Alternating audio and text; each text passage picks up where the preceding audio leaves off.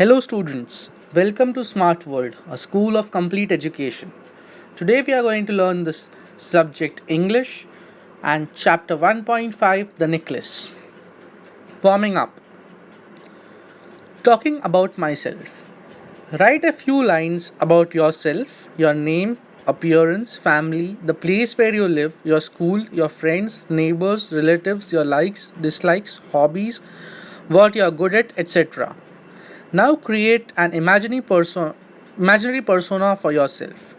It can be quite different from your real self, or you may choose a character from a novel story, etc. Write a few lines about this imaginary persona and introduce yourself in that role. Real self. Hi, I am Dash. Imaginary persona. Hi, I am Dash. My dream possession. Is there something that you would like to own more than anything else? Describe your dream possession with the help of the following points. You may add your own points too. My dream possession. What is it? Whether you would share it with others, its appearance, color, shape, size, etc., its use, where you first saw it, where you would use it for, how would you use it for, why you want it so much, what you would do to get it. The Necklace, Part 1. Mathilde was a pretty and charming girl born as if by an error of fate into a family of clerks. She had no means of becoming known, understood, loved, or be wedded to an aristocrat. And so she let herself be married to a minor official at the Ministry of Education. She dressed plainly because she was never been able to afford anything better. She suffered endlessly, feeling she was entitled to all the luxuries of life. She suffered because of a shabby, poorly furnished house. All these things that another woman of her class would not have even have noticed tormented her and made her resentful. She dreamed of a grand palatial mansion with vast rooms and inviting smaller rooms perfumed for afternoon chats with close friends. Yet she had no dresses, no jewels, nothing. And these were the only things she loved. She wanted so much to charm, to be envied, to be sought after. She had a rich friend, a former schoolmate at convent, whom she avoided visiting because afterward she would weep with regret, despair, and misery. One evening, her husband came home with an air of triumph, holding a large envelope in his hand. Look, he said, here's something for you.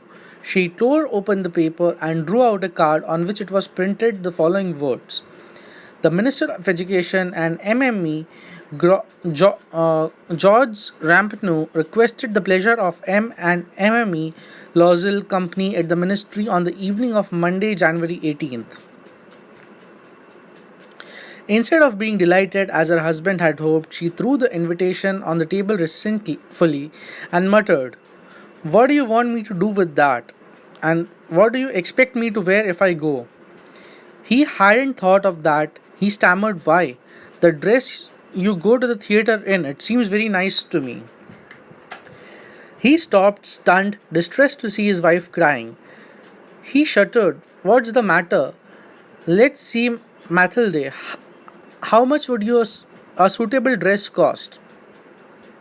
She thought for a moment, computing the cost and also wondering what amount she could ask for without an immediate refusal. At last, she answered hesitantly, I don't know exactly, but I think I could do it with 400 francs. He turned a little pale because he had been saving the exact amount to buy a gun for a hunting summer in the country near Nantes with a few friends. However, he said, Very well, I can give you 400 francs, but try and get a really beautiful dress. The day of the party drew near, and Madame Loisel seemed sad, restless, anxious, though her dress was ready. One evening, her husband said to her, What's the matter? You have been acting strange these last 3 days. She replied, I am upset that I have no jewels, not a single stone to wear. I would rather not go to the party. You could wear flowers, he said. They are very fashionable at this time of the year. She was not convinced. The next day, she went to her friend's house and told her of her distress. Madame Forestier went to her mirrored wardrobe, took out a large box, brought it back, opened it, and said to Madame Loisel, "Choose, my dear." First, Mathilde saw some bracelets and a pearl necklace. She tried on the jewelry in the mirror. She kept asking, "You have nothing else?" "Why, yes, but I don't know what you like." Suddenly, she discovered it in a black satin box, a superb diamond necklace, and her heart began to beat with uncontrolled desire. Her hands trembled as she took it. She fastened it around her neck and stood lost in ecstasy as she looked at herself. Then she asked, anxiously hesitating, "Would you lend me this, just this?" "Why, yes, of course." She threw her arms around her friend's neck rapturously, then fled with her treasure. The day of party arrived. Madame Loisel was a success. She was prettier than all the other women, elegant, gracious, smiling, and full of joy. She danced wildly with passion, forgetting everything in the triumph of her beauty and success, floating in a cloud of happiness. Mathilde and her husband left at about 4 o'clock in the morning. When they were finally in the street, they could not find a cab. They walked down towards Seine. They found one. They were dropped off at their door in rust martyrs, and sadly, it was all over for her. In front of the mirror, she took a final look at herself in all her glory. But suddenly she uttered a cry. She no longer had the necklace round her neck. "What's the matter?" asked her husband. She turned towards him, panic stricken. I have no longer Madame Forestier's necklace." He stood up, distraught. "What? How? That's impossible." Here are a few questions. Why was Mathilde married to a minor official? Why did Mathilde weep with misery after visiting her schoolmate? What did the envelope hold? Was the husband a considerate person?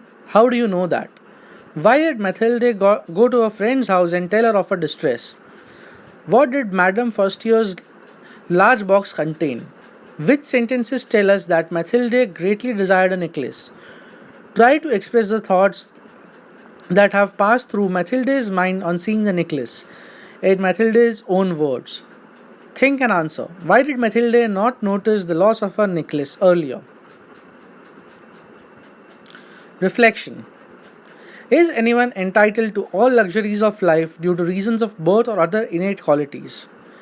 M stands for Monsieur and MME stands for Madam, French terms of address like Mr., Miss, Mrs. in English. The meanings of some words: rapturously, with great joy; panic stricken, with a sudden feeling of fear; distraught, worried, or disturbed. English workshop 1.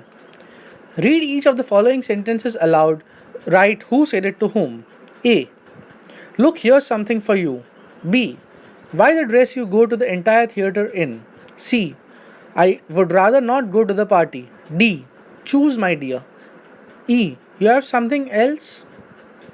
F. Would you lend me this? Just this? G. What? How? That's impossible. 2. Write a few lines about Mathilde had and what she dreamt about. 3. Write what you think about the following thoughts and actions of Mathilde. A. Mathilde was beautiful and she so wanted to marry an aristocrat. B. Mathilde was sad because she did not get any luxuries. C. Mathilde felt that her house was shabby and poorly furnished. D. Mathilde wanted other people to envy her. E. Mathilde was not happy to see her invitation. F. Mathilde wanted a new dress for herself. G. Mathilde borrowed a diamond necklace from a friend and wore it to the party. H. Mathilde lost the necklace. 4. Prepare a formal invitation using the following format. Mr. and Mrs. Dash solicit the presence of your company on the occasion of the dash of their dash on dash day, date dash, venue dash, time dash. Include other requests like RSVP, no presents please, etc. at the bottom. 5. Read the following: the necklace, another woman, an error, one evening, all other things, her husband. In all these phrases, we see some words used before the nouns. They specify or make it clear what noun we are talking about. These words that are used at the beginning of a noun phrase are known as determiners. Determiners include articles, that is a and or the, possessive pronouns, that is my, our, your, her, etc., demonstratives, words like this, that, quantifiers like much, many, etc., numerals, etc. Write your phrases using each one of the determiner. Part 2. They looked in the folds of a dress, in the folds of a cloak, in her pockets everywhere. But they could not find it. Are you sure you still had it on when you left the hall? He asked. Yes, I touched it in the hall at the ministry. But if you had lost it in the street, you would have heard it fall. It must be in the cab. Yes, probably. Yes, that's probably it. Did you take his number? No. They stared at each other stunned. At last, Loisel put his clothes on again. I'm going back, he said, over the whole route we walked and see if I can find out. He left. She remained in a ball dress all night, her mind blank. Her husband returned at about 7 o'clock. He had found nothing.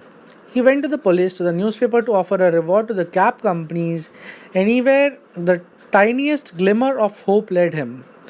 She waited all day in despair at his frightful disaster.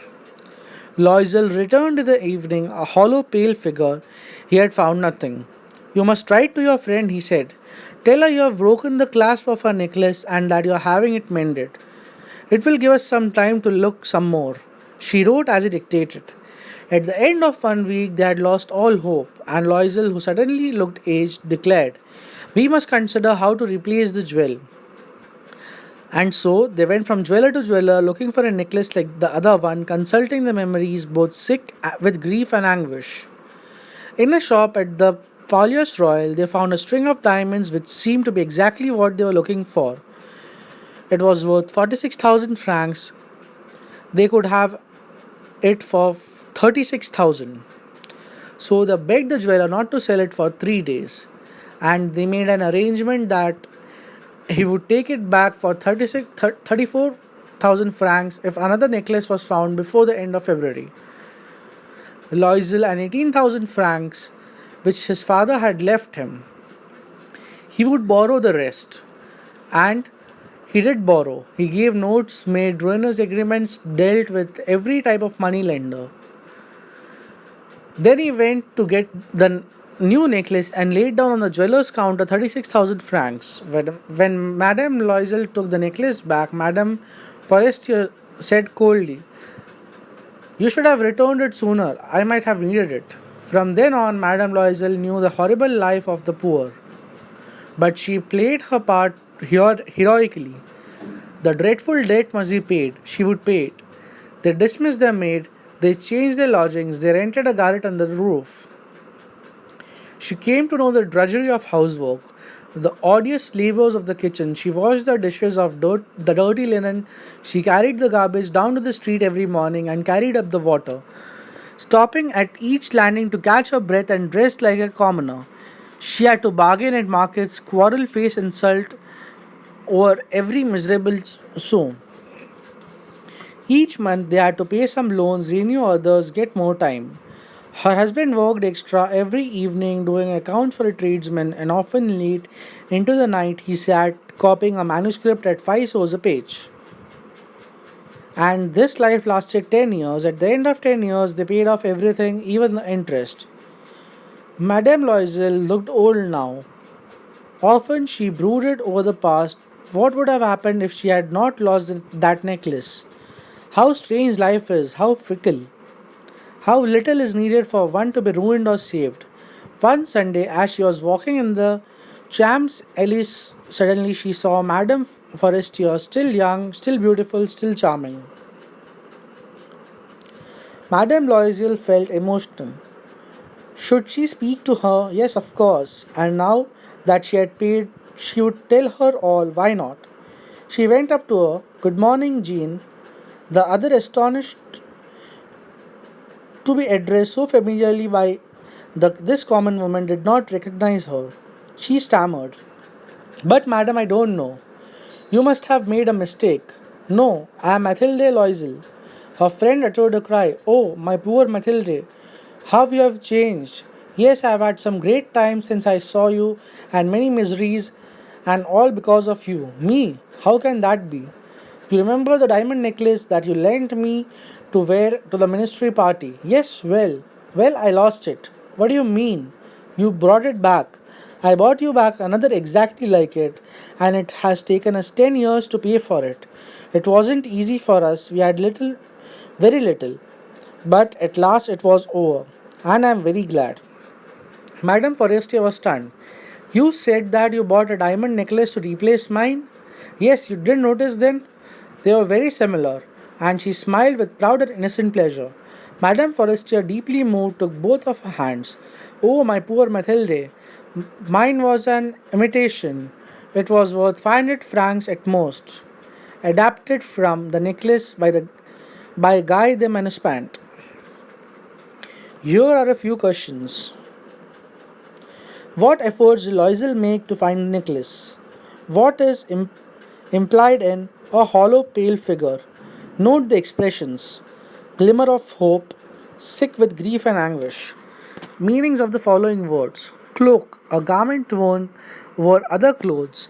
It has no sleeves and fastens at the neck. Glimmer, faint, wavering light. Jewel, here it means diamond necklace. Question: what was the arrangement with the jeweler? Do you think it was fair? Discuss the following. Why did Madame Forestier speak coldly to Mathilde? What is meant by the horrible life of the very poor? What contrast is implied by the use of the word still in still young, still beautiful, still charming? Meanings of some words: ruinous, leading to heavy loss, ruin. Saw, French coin of low value used in the past. Garret, a small, uncomfortable room at the top of the house. Brooded, thought sadly, unhappily. Some questions. Why did Mathilde decide to speak to a friend? Discuss the following. Who do you think was responsible for Mathilde's misery? Was it a friend, she herself, her husband, or the circumstance? Meaning of the following word: familiarly, showing closeness, familiarity. English workshop. Complete the following table.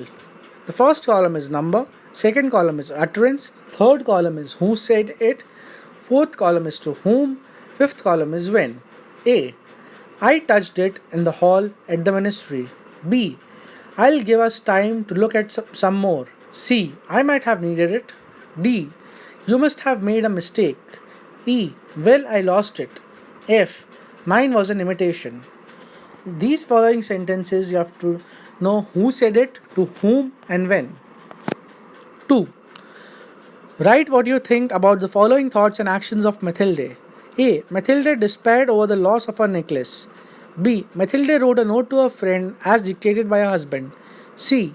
Mathilde and her husband decided to replace the necklace. D. Mathilde returned the diamond necklace to her friend. E. Mathilde did not tell her friend about the loss and replacement. F. Mathilde worked very hard to pay the debt. G. Mathilde and her husband paid off debt in 10 years. H. Mathilde told her friend about the lost necklace. 3. Form pairs discuss how part 2 of the story could have been different. Write your storyline in the form of bullets showing the main events. 4. Imagine what must have happened after Mathilde's friend discovered that the diamonds were real. Do you think she would return the necklace to Mathilde? Would that make Mathilde happy? 5. Discuss the following and write about each in your own words in 5 to 6 lines. A. What would you do if something like this happens to you? B. What opinion do you form about Mathilde's husband from her story? C. Which events in the story, part 1 and part 2, changed Mathilde's life? 6. Read, recall, and remember. Read the table of verb forms given below. Base, S form. Give, gives. Draw, draws. Eat, eats. Show, shows. Take, takes. Say, says, come, comes, go, goes. The past tense is gave, drew, ate, showed, took, said, came, went. The present participle is giving, drawing, eating, showing, taking, saying, coming, going. The past participle is given, drawn, eaten, shown, taken, said, come, gone. The base form is used as an infinitive. You may go, she will go.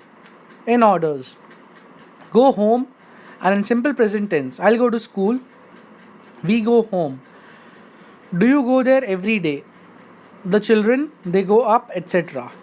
Note that we use the S form with he, she, it. Third person singular subjects to show the simple present. The past tense form has ed at the end, but many commonly used verbs have different past tense forms. Examples came, went, spoke. The ing form is known as present participle. It is used with forms of be to show continuous action. Examples I am eating, you are eating, she was eating. It is used in certain constructions like he sat copying a manuscript. The past participle used with forms of have shows completed action. Examples I have eaten, they have come, etc. It is also used in certain constructions like they looked at each other stunned. It is also used in passive constructions. A. Make a table of verb forms of your own reference. Try to arrange the verbs in alphabetical order. Keep adding new verbs to your table from time to time. When you write, check your work to see whether you have used the correct verb form. B. List at least 10 verbs, the last letter of which is doubled in the present participle. Example, put, putting. C. List at least 10 verbs, the last letter of which is doubled in the past participle. Example, write, return. D. List at least 10 verbs, the last letter of which is doubled in the past tense form. Example, sob, sobbed. 7. Read.